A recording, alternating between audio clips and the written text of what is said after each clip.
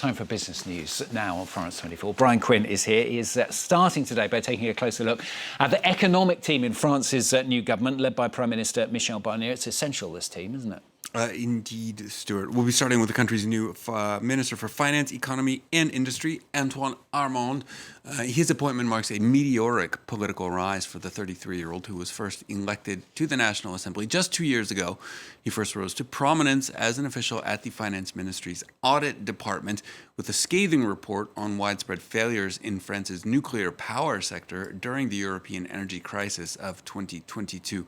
Armando is not the only youthful new minister tasked with steering the French economy. There's also 39-year-old Laurent Saint-Martin, who will be serving as Minister of the Budget and Public Accounts. And prior to his nomination, he was director of France's top lobby group for French businesses abroad. In a sign of just how critical of a situation France's budget finds itself in, Saint-Martin will be directly attached to the Prime Minister's office, meaning that Michel Barnier himself will likely be keeping a tight rein over budgeting processes. Both Armand and Saint-Martin are members of Emmanuel Macron's pro-business political alliance.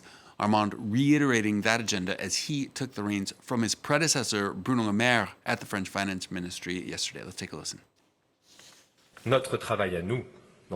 Our job is to make things easier for companies, for those who work, to support them, not to burden them with contradictory and unnecessary standards, to ensure that all French people who work have a decent wage.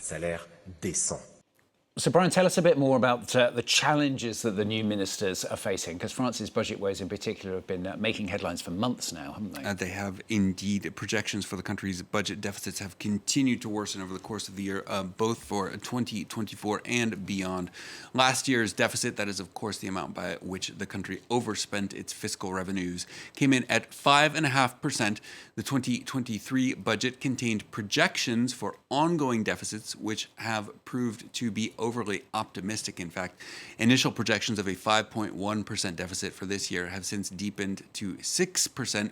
Current projections for next year are at 6.2%. 2026 gets all the way to 6.7%. You can see the widening gap between earlier projections and current ones on that graphic.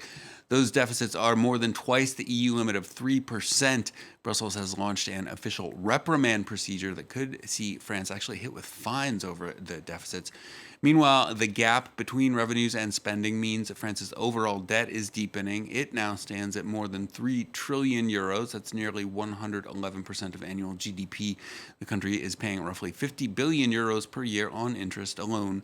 And while it's Finance Minister Armand who will have to represent France in Brussels, it's Saint-Martin who will have to guide the actual spending plans in this year's budget, a draft of which is due in just days. That short deadline means that this year's budget bill will mostly reflect the priorities of the country's previous government. Here's Saint-Martin. You don't get a country's public finances back on track without first getting its businesses moving, without first boosting its attractiveness and competitiveness. Yes, there will be tough choices to make. But what we've already done have clearly been the necessary first steps to maintaining France's attractiveness and fixing our economy.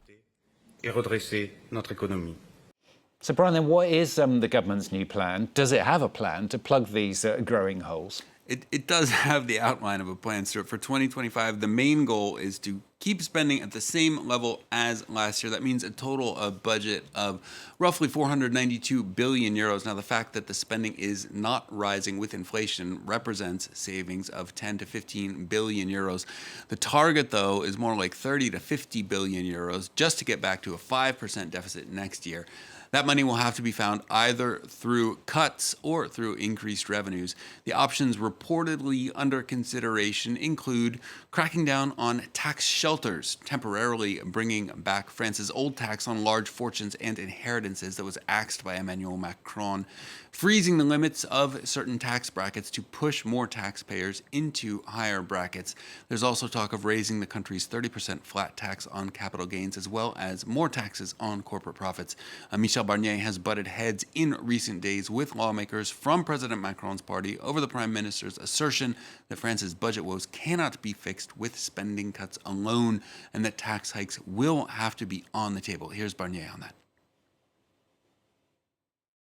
I'm not going to raise taxes for the average French person, who already pay the most taxes of all the European partners, nor on people of modest means, nor on those who work or the middle class.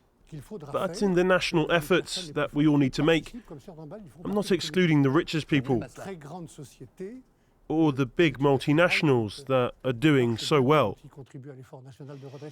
Michel Barnier there. So, Brian, we're seeing any reactions to the new government on the markets so far today? The European markets showing a pretty lackluster open for Monday's session. That is probably due not so much to France's budget predicament, more just investors taking a breather following recent gains in the wake of last week's unusually large interest rate cut from the U.S. Federal Reserve. Thursday's half-point cut helping to boost markets globally as investors look ahead to monetary policies easing around the world. The European Central Bank cut its benchmark rate by 0.25% last week. Cuts are expected in Switzerland and Sweden this week. The DAX in Frankfurt was the only major index in positive territory. We saw it was up just under 0.25% at the open. So we'll be keeping an eye on reactions to the new French government over the course of the day, Stuart. And indeed, the rest of the week as well, I suspect. Brian Quinn with business on France 24. A lot more on that to come, of course.